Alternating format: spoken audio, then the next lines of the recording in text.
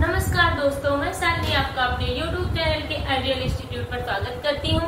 दोस्तों, आज हम पढ़ेंगे वाच्य। हिंदी में वाच्य बहुत ही इम्पोर्टेंट टॉपिक है जो हर एग्जाम में पूछा जाता है। कोई भी एग्जाम हो, वाच्य के वहाँ 1-2 क्वेश्चन जरूर बनते हैं। मैक्सिमम 2 नहीं तो 1 क्वेश्चन आपके वाच्य से देखने को मिलते हैं। तो वाच्य क्या होता है बच्चों? सबसे पहले हम ये जानते हैं वाच्य होता क्या है। तो क्रिया, इसमें वाच्य में सबसे इम्पोर्टेंट चीज है क्रिया। क्रिया के उस परिवर्तन को हम वाच्य कहते हैं। ये एक डिफिनेशन के रूप में इसको हम लेते हैं। क्रिया के उस परिवर्तन को हम वाच्य कहते हैं, जिसके अंतर्गत हमें इस बात का बोध होता है कि वाक्य के अंतर्गत कर्ता, कर्म और भाव में किसकी प्रधानता है। जिससे हमें यह बोध हो जिस वाक्य में कर्ता प्रधान है, कर्म प्रधान है या भाव प्रधान है, इसकी जानकारी जिस वाक्य से हमें मिलती है उसे हम वाच्य कहते हैं। तो आइए हम देखते हैं वाच्य के कुल कितने भेद हैं। वाच्य को हम कितने भागों में बांटे हैं। वाच्य के भेद बच्चों, एक ट्रिक के माध्यम से दोस्तों आज हम समझेंगे कि वाच्य के कितने भेद हैं। तो वाच्य के कुल 3 भेद हैं। इनको हम ट्रिक के माध्यम से बहुत इजी वे में समझ लेंगे, जिससे हमें एग्जाम में इनको करने में बहुत आसानी होगी। नंबर 1 हमारा है कृतवाच्य। कृतवाच्य। नंबर 2 पे हमारा आता है कर्मवाच्य। नंबर 3 पे हमारा क्या आता है? भाववाच्य। भाववाच्य। अब हम एक एक करके सारे वाक्यों की प्रधानता या डिफिनेशन हम देख लेते हैं कि वाच्य को कभी कभी एग्जाम में पूछता है कि वाच्य के कुल कितने भेद हैं, तो आप बताएंगे 3। कभी कभी कुछ पूछ लेगा कि इनमें से कौन सा वाच्य का भेद नहीं है, तो ये दे देगा, ये कोई और दे देगा। ठीक है, तो 2 प्रश्न आपके यहाँ से बन गए हैं।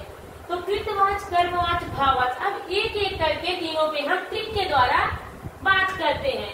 तो नंबर 1 पे हम लिखते हैं कृतवाच्य। तो कृतवाच्य बच्चों क्या होता है? क्रिया के उस रूप, हम डिफिनेशन इसकी नहीं लिख रहे हैं, आपको समझा दे रहे हैं। क्रिया के उस रूपांतरण को हम कृतवाच्य कहते हैं जिसके वाक्य में कर्ता की प्रधानता हो, या कह सकते हैं जिस वाक्य में कर्ता की प्रधानता हो उसे हम कृतवाच्य कहते हैं। इसको एक एग्जाम्पल से देखते हैं। जैसे मोहन खाना खाता है। मोहन क्या करता है? खाना खाता है। तो यहाँ खाना कौन खा रहा है? मोहन खा रहा है। प्रधानता किसकी है? कर्ता की प्रधानता है। मोहन पढ़ता या रोहन पढ़ता है। रोहन पढ़ता है। इसमें आपकी प्रधानता किसकी है? रोहन की है। पढ़ाई किसके द्वारा की जा रही है? रोहन के द्वारा। अजय पुस्तक पढ़ता है। अजय पुस्तक पढ़ता है। अजय क्या पढ़ता है? पुस्तक पढ़ता है, लेकिन पढ़ाई किसके द्वारा जा रहा है? अजय के द्वारा। तो ऐसा वाक्य जिसमें, या ये कह सकते हैं क्रिया के उस रूपांतरण को हम कृतवाच्य कहते हैं जिसमें कर्ता की प्रधानता होती है। ऐसे वाक्य जिसमें कर्ता की प्रधानता होती है उसे हम कृतवाच्य कहते हैं। उम्मीद है कि कृतवाच्य आपको समझ में आ गया होगा। ये एकदम ही सिंपल होता है। अब हम बात करेंगे भाववाच्य। नंबर 2 हमारा आता है कृतवाच्य, कर्मवाच्य। कर्मवाच्य। नंबर 2 पे हमारा आता है कर्मवाच्य। तो ऐसे वाक्य क्रिया के उस रूपांतरण को हम भाववाच्य कहते हैं जिसमें भाव की कर्मवाच्य कहते हैं जिसमें कर्म की प्रधानता होती है। क्रिया के उस रूपांतरण को जिसमें कर्म की प्रधानता होती है उसे हम कर्मवाच्य कहते हैं। बच्चों, इसकी एक ट्रिक लिखिएगा। इसमें ज्यादातर द्वारा शब्द का प्रयोग होता है। इसकी ट्रिक क्या है? द्वारा। के द्वारा शब्द का इसमें प्रयोग होता है। के द्वारा। आप ऐसे वाक्यों को आप जान जाइएगा कि ये कर्मवाच्य है जहाँ कर्म की प्रधानता हो, और के द्वारा वाक्यों को, के द्वारा वाक्यों को जोड़ा जाता है। ये आपकी ट्रिक है। तो मान लीजिए एक एग्जाम्पल लेते हैं। कवियों के द्वारा पंक्तियां लिखी गई। कवियों के द्वारा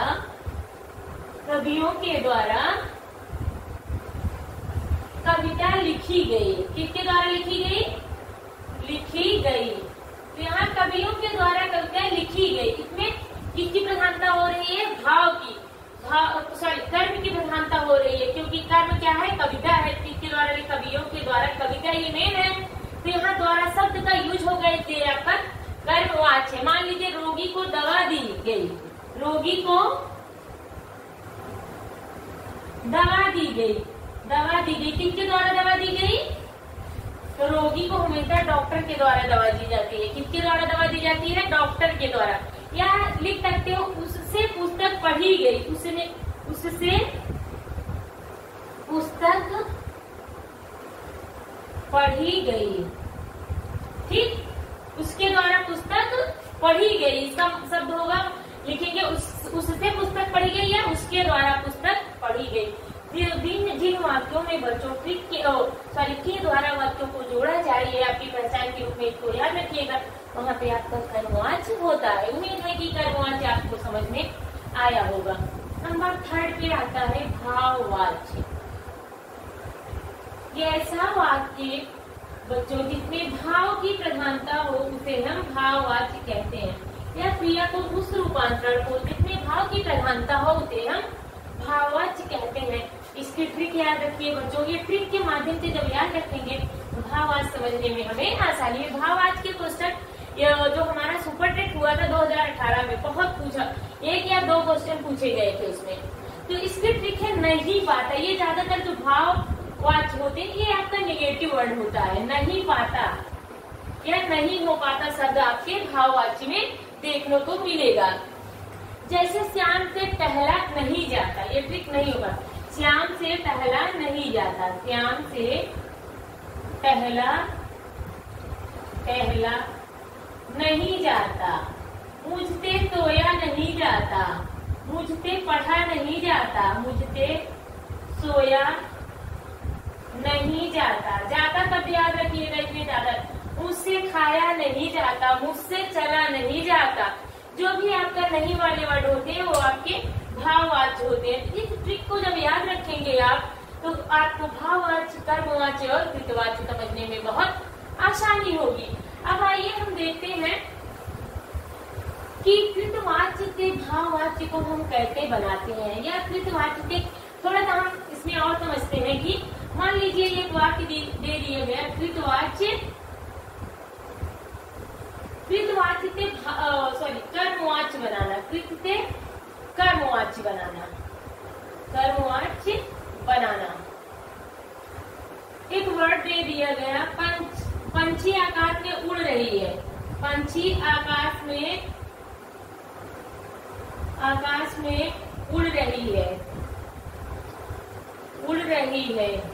तो कर्मवाच्य आप क्या माने? पंछी के द्वारा आकाश में उड़ा जा रहा है, ये आपका हो जाएगा पंछी के द्वारा आकाश में उड़ा जा रहा है। पंछी के द्वारा आकाश में उड़ा जा रहा है, ये आपका क्या हो जाएगा? कर्मवाच्य हो जाएगा। के द्वारा लगाते आप वाक्य बना सकते हैं। मान लीजिए मोहन पढ़ रहा है, तो आप लिख देंगे मोहन के द्वारा पढ़ा जा रहा है। मोहन पढ़ रहा है, इसको आप कर्मवाच्य बनाएंगे तो लिख देंगे मोहन के द्वारा पढ़ा जा रहा है, पढ़ा जा रहा है। तो उम्मीद है बच्चों कृतवाच्य से कर्मवाच्य बनाना भी आपको समझ में आ गया होगा और ये तीनों आपको अच्छे से समझ में